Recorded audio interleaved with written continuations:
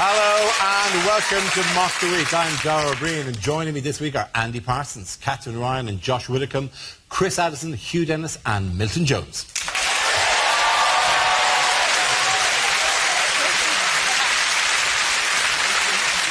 We start with a round called If This Is the Answer, What Is the Question? On the board are 6 categories. Catherine, which category would you like? Could I have world news? Okay, your category is world news and the answer is 197. What is the question? Is it Dara O'Brien's hat size?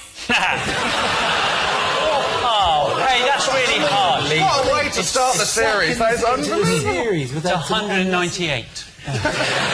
Is it, what are the first 3 numbers of the decade most Googled by the staff of Operation U-Tree? On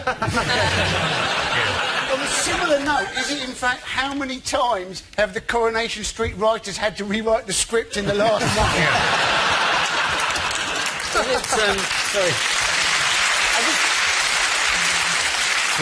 Very quiet in the Rovers' return tonight, isn't it? Wait till the courts throw out. They'll be in. Is it how many pounds did Amazon pay in tax last year?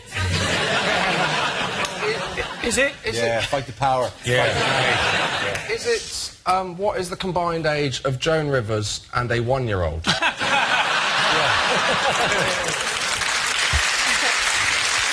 it in fact how many times did I try and vote for the egg-throwing woman on Saturday night? Is it how many members of Attraction would it take to make a shadow figure of Eric Pickles?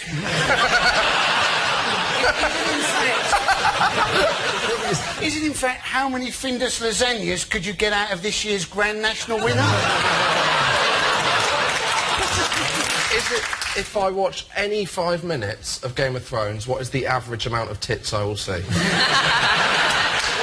Is it? How many margarita cocktails can you make from one pizza? Is it? Have you wondered why nobody comes to your Mexican nights anymore? Is it what number Downing Street has Cameron put Nick Clegg in? It is correct answer, 197. Is it how many baby hamsters can you get in the shoebox? And that is the correct answer. Yes. I will genuinely give you the right answer. Is it? No, it's not. What's my room number, ladies? Is it how many intelligence reports have been produced as a result of the PRISM programme? Absolutely, thank you very much, Hugh. Well done. Very good. Yes, the question I was looking for was, how many intelligence reports has GCHQ generated from the US government surveillance program PRISM in the last year? This is the news that the US National Security Agency, the NSA, has tapped into the servers of 9 internet companies to track online communication. GCHQ, the British government communications headquarters, has had access to the system since 2010. Are we alarmed and frightened by this development? No. No. Why would you be? Next question. They've tapped into Facebook. Yeah. Who's planning terrorism on Facebook? Who's inviting you to the event Death to the West? Maybe attending. Does someone stockpiling chemicals on Farmville? That is not how it works. There is always a possibility, I suppose, that terrorists have changed their status, isn't there? Oh no, I went from sleeper to active. It's complicated. Who cares? Who cares? Because people are genuinely worried because the Americans are listening in, right? And they're telling the British about stuff and they're using Chinese technology, so the Chinese are listening in. Who cares if the Chinese are listening to your conversation? It's not like the Red Army are going to turn up on your doorstep going, you've got to stop phoning your girlfriend drunk late at night. You've got to get over that, man. She was Sean now. You've got to respect this. Come on. Hug it out. Like, if it is a crime to look at the Facebook of someone you hardly know, I am in serious shit. I don't want to be stood in court with them going, right, now we move on to the album Corfu 2008. He's nodding as if to go, I know that album. I thought I had a few views more than I was expecting. One way of making sure that no one's watching you is to present a show on ITV4. How's that going, Milt? Okay. Some of them are fine. You can look. It's Facebook. Obviously, everyone knows about privacy issues on Facebook.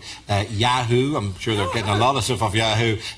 Paltalk. I don't know who they are. AOL. They're still just the one thing every so. Oh, somebody was on AOL. Somebody's on AOL. They could practically, the NSA could probably ring them and go, "Why are you still on AOL?" You know, so AOL are very old, but Microsoft were one of the first to be... They were the used first in 2007, yeah. Do you think that's what that bloody Microsoft Office paperclip was?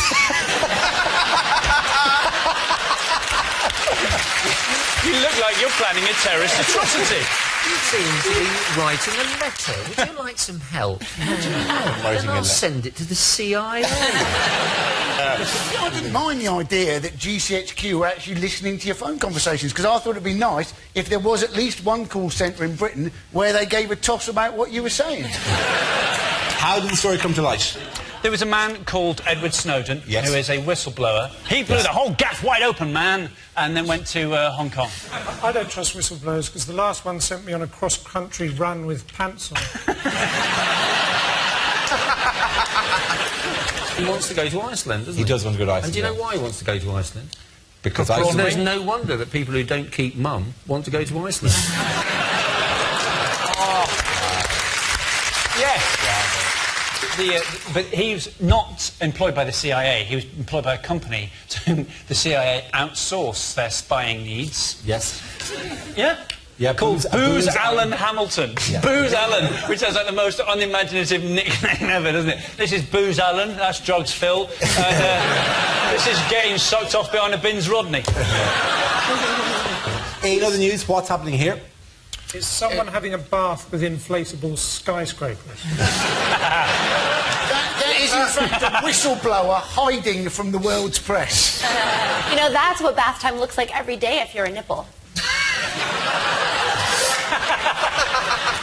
Bravo. Imagine waking up and seeing that out of your hotel window. You'd think, my God, that was a better night than I was expecting. Do we know what it is or where that is? It's a massive inflatable duck. Yes.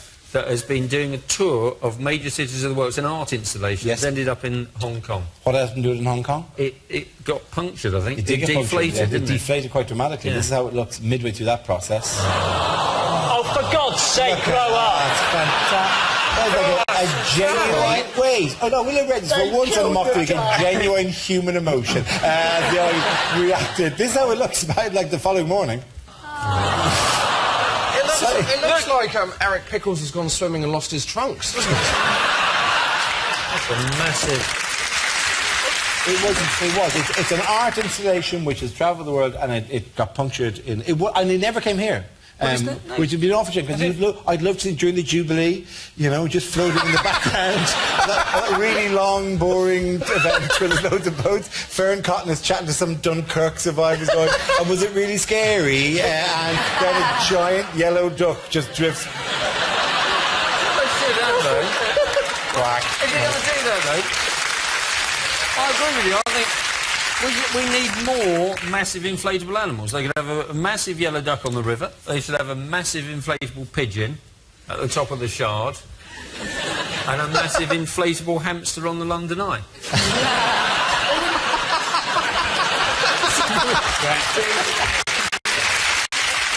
I feel really sad for the lady who was disappointed to have missed the duck. She said it was a childhood dream.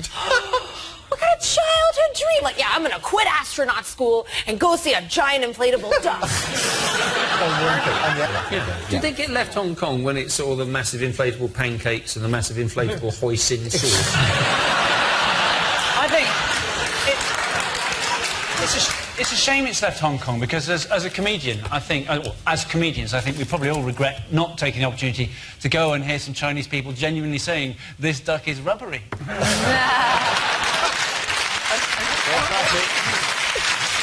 Now, it's not a new story, that one, but this is about it. Why has the Chinese government now banned the phrase big yellow duck from internet searches? Oh, it's some really horrible porn you don't want to see, though. No, it's nothing to do with duck-based pornography. Isn't it a Tiananmen Square thing? Yes, there is, absolutely, because we just passed an anniversary of Tiananmen Square, and in the run-up to it, people were using that image. I mean, that's the famous iconic image of Tiananmen Square, of the man standing in front of the tanks, which has been variously changed on Chinese websites to images like this one. So that... In many ways, that's more scary. It's actually more frightening that the duck would be the tool of an oppressive state. Apparently the Hong Kong government were going to vote to see if they could try and feed the duck through the window of a giant skyscraper. But the bill didn't go through. At the end of that round, the points go to Josh, Catherine and Andy. Now we play a round called the Great Gagsby. This game involves Milton, Andy and Josh. If you could make your way to the performance area, please. This round is a stand-up challenge. I launch the wheel of news, and whoever chooses to stop, one of our performers must step forward and talk about that subject. The winner is whoever I think is the funniest. Okay, here we go. Let's have our first topic, please. The first subject is health. Can I have somebody on that? Andy Parsons. That's one hell of a gingerbread man, isn't it? According to my doctor, she was saying that I've got an underactive thyroid. She said one of the symptoms of this was lifeless hair. I said I may have had this for a while. Doctor said I was borderline overweight. I said surely that also means I'm borderline ideal.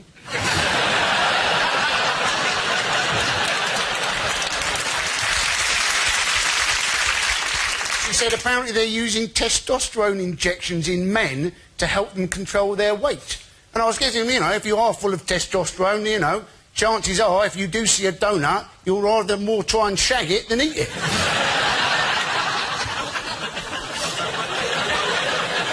And apparently bald people, what they're saying in the research is that bald people aren't in fact bald, their hair is just sleeping. Which is definitely going to come as a shock when Wayne Rooney's hair wakes up and finds somebody else just moved in. Thank you very much, Andy Parsons. OK, let's spin the wheel again. The next subject is parties. Who wants to come out? Josh Whittaker. Looks like an exciting party, doesn't it? I got invited recently to a thing called a traffic light party. I don't know if you've been invited to one of these. What it is, if you haven't been, it's a party for single people, and it is the bleakest thing humanity has ever done. It's a party where you go wearing the colour of a traffic light depending on your availability to sleep with a stranger. So you wear red if you're not available, orange if it's a maybe, and green if you have absolutely no self-respect at all. I didn't go because I'm a driver, I know how traffic lights work, I know how that party's going to end. It's going to end with one girl stood in green, and then a queue of men with me at the back, slowly pushing forward, going, please be still green when I get there. Please be still green when I get there.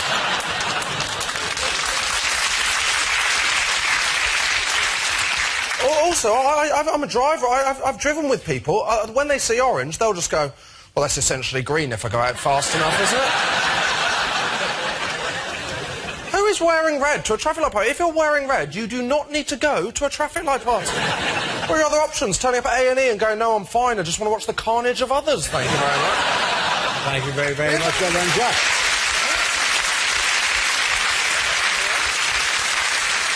So that leaves us with Milton. Let's see what you've been left with. Let's spin the wheel.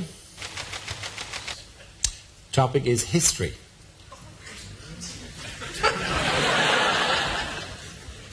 (348 BC). The breakfast cereal Frosties is invented by Alexander the Great.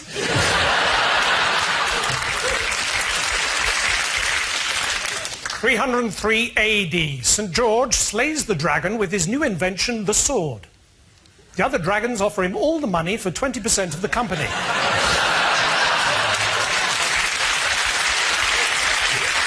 1896, H.G. Wells publishes the book The Time Machine.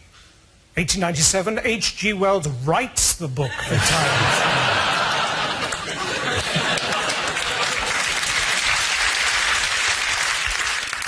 2400 BC, the Chinese merchant Zhang Zhou, the man who discovered gunpowder, is buried on the outskirts of Peking, western Shanghai and parts of Nepal.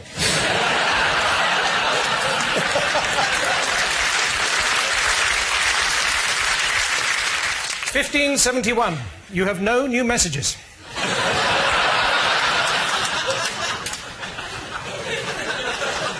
And finally, 3642 AD. H.G. Wells is born. Thank you very much. Well done. Points there for Milton Jones. Our next round is called Headliners. Here's a picture of David Cameron recently, but what does CIEL stand for? That is Brian Blessed standing beside him for some random reason. Is it what Cameron had for lunch? Crisps, ice cream, eagle, lilt. Is it just simply Cameron is entered by Lucifer?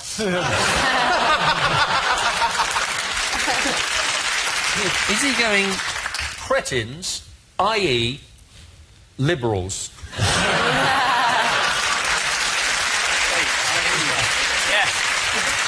Is this why we're so unpopular in Europe? Is it Cameron's interpreter exceptionally loud? Bonjour! Has he seen Boris up on a window ledge? And it's Cameron insistently encourages leap. Maybe he's just trying to have a nice time. Cameron never has a good day. And he's saying, can't I enjoy London? That would be great. And then you do a musical montage of Cameron hanging off the back of a bus, putting on a hat. Oh, for one day, I'm in Trafalgar Square, spinning around. That'd be great. Oh, let's all chip in for him to get like one of those hop-on, hop-off tickets. The C is for Cameron and it's got electability. Anyone know what it is? Couple in ecstatic love. Let me shout sweet nothings in your ear! Clear. I'm coming! Can we please get the correct answer, please? We need to move on. Something like Cameron is electoral liability? Yes, I'll take that. Well done, Josh Widdicombe. Very good. Thank you. The answer I was looking for was Cameron is electoral liability. This is news for the first time in his premiership. David Cameron is less popular than the Conservative Party is overall. The findings come in a recent poll conducted by former Tory Treasurer Lord Ashcroft, revealing disappointment in Cameron's performance and leading some to question his position as head of the party, most notably, presumably, Lord Ashcroft. But even if people like Lord Ashcroft are turning against him, is this the end for Cameron? I don't know. What are you looking at me for? For Cameron to be less popular than his own party, he's like the Daffy to his N-dubs. He is the Terry Katona to his Atomic Kitten. He's the Justin Bieber to Canada. It's low. He also uses turns of phrase like, I have to say, I have to say. Imagine him at home. So, I have to say, this is a really marvellous salad dressing. Do you have to, David? Do you have to say that? Are your wife and children being held hostage by balsamic jihad?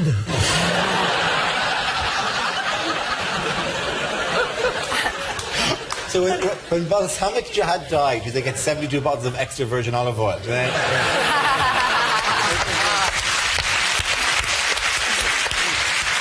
How has he fallen out with some of his own MPs in the last one? Gay marriage. Gay marriage was the major one, yeah. A lot of Tories aren't happy about gay marriage, which is kind of odd because a lot of them are gay and married, from what I can tell.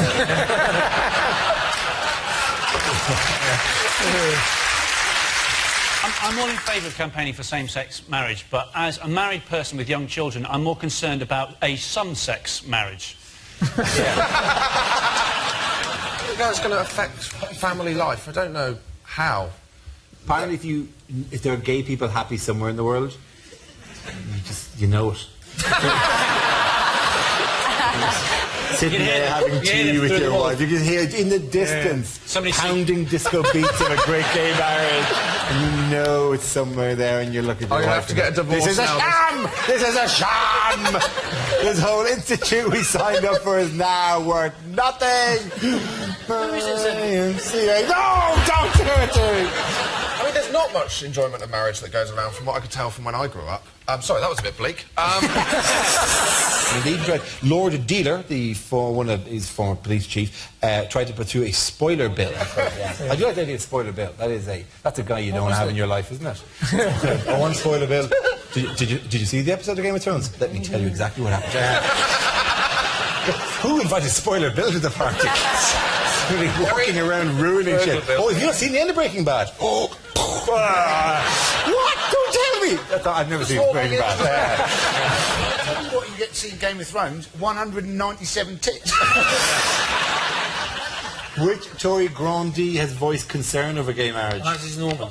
Norman isn't it? Tebbit, yes. He said, what is to stop me marrying my son to avoid inheritance tax? To which you think, well, probably the fact that you're married to someone already, like your son's mother, and possibly the reaction of your son, one would hope. We are not consummating this! Although it's unusual that he would offer up his own son for marriage and without checking with the son was okay with this particular plan. If his son is watching, you can do better.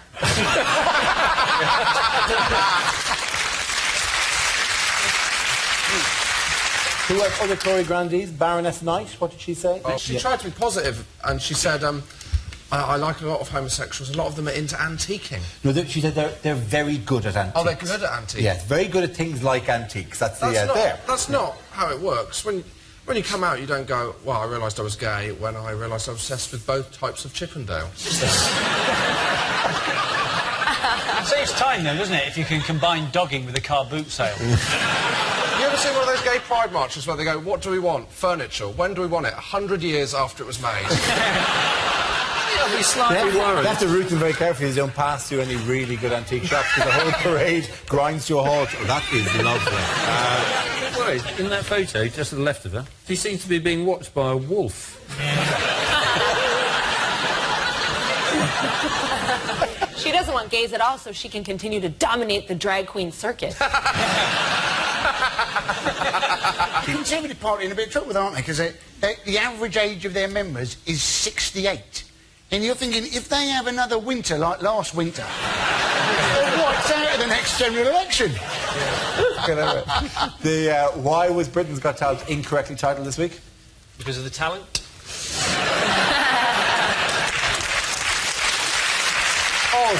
All jokes about there being a lack of talent, exempt Jack Carroll, who's a legend, and well done, Jack. But the talent wasn't British. Yes, the talent was not British. Imagine that. I know. Your visa could still run out, Pat, all right? As could mine. Yes, it was one. Who named the people who won? Attraction. Hungarian. They were Hungarian. Look at these immigrants enjoying themselves. That's the thing about Living off our money here. Look, the immigrants on the telly taking all their own to me.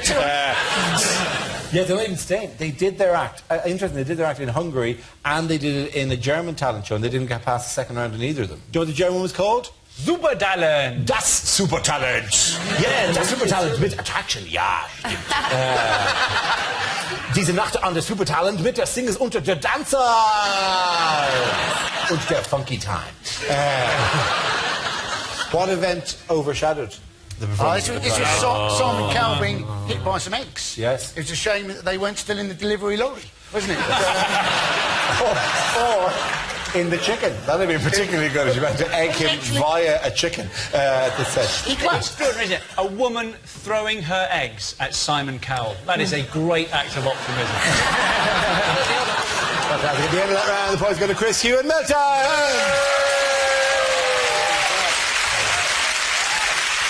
Now we come to scenes we'd like to see, so if everyone can make their way over to the performance area. I'll read out this week's topics and then we'll see what our panelists can come up with. Okay, here we go. The first subject is unlikely lines from a cosmetics commercial. Do you want tighter, smoother skin? Why not try getting fat? For a rich, all-over tan, get into a bath David Dickinson's just got out of. Do you suffer from low self-esteem, feel like a failure, think you can't go on? Then take 200 Nurofen. That should do the trick. Maybe she's born with it. Maybe she got it off that guy in Ibiza. Now, Now, Daphne here is wearing a lot of concealer. Daphne?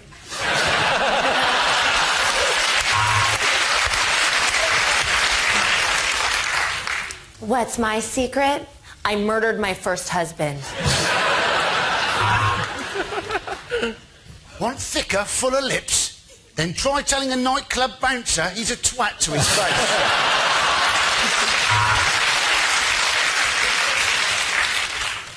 Clinique. Because clinic reminds you of chlamydia and stuff.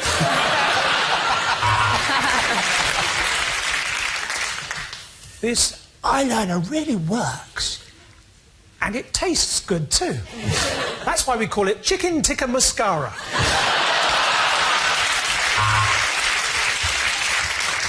I'm Dean Gaffney, and I'm worth it.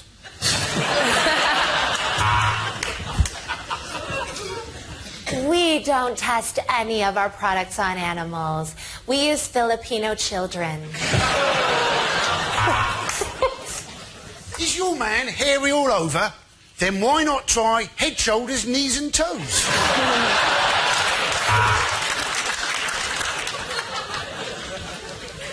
New anti-wrinkle cream for men. My scrotum has never felt so small.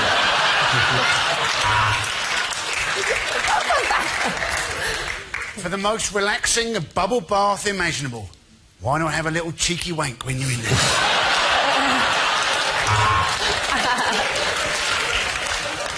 Do you dream of longer, fuller lashes?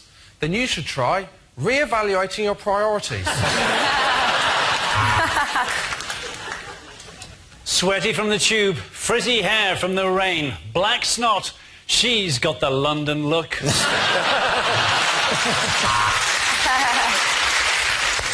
3 steps to a better skin. No crisps, no chips, no burgers. Okay, the next topic is unlikely things to hear on Doctor Who. When I was giving you a quote as your cleaner, Doctor, I was giving you a quote from the outside.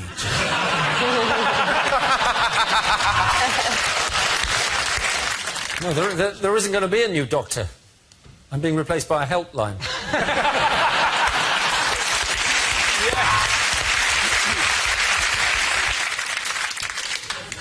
That is the last time we park the TARDIS outside the Portaloos at Glastonbury.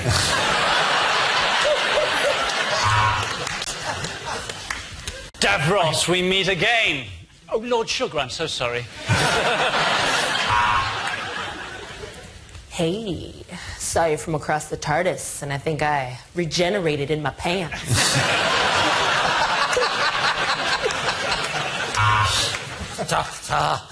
Doctor, you must help me.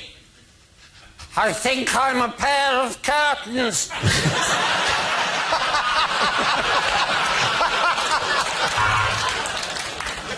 Tragic news about the Ood.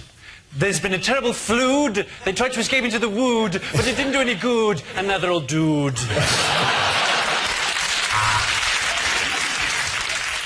No, I'm a doctor who works for the World Health Organization.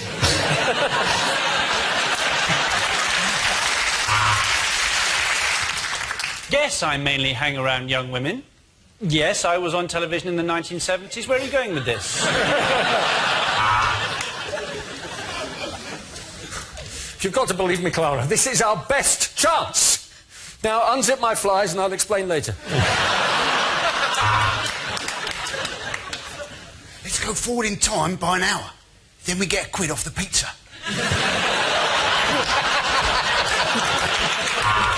Now, the first thing to remember on planet Xenon is turn off data roaming. We are 10 million years in the future. H.G. Wells has just got married. You are the doctor. I am the tracheotomy patient. I am the doctor. I am 1,200 years old. And this is my assistant, who's 27.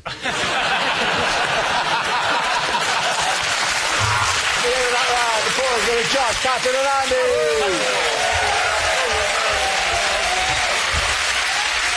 And that's the end of the show. This week's winners are Andy Parsons, Catherine Ryan and Josh Widdicombe. Commiserations to Chris Allison, Hugh Dennis and Milton Jones. Thank you for watching. I'm Darrell Green. Good night.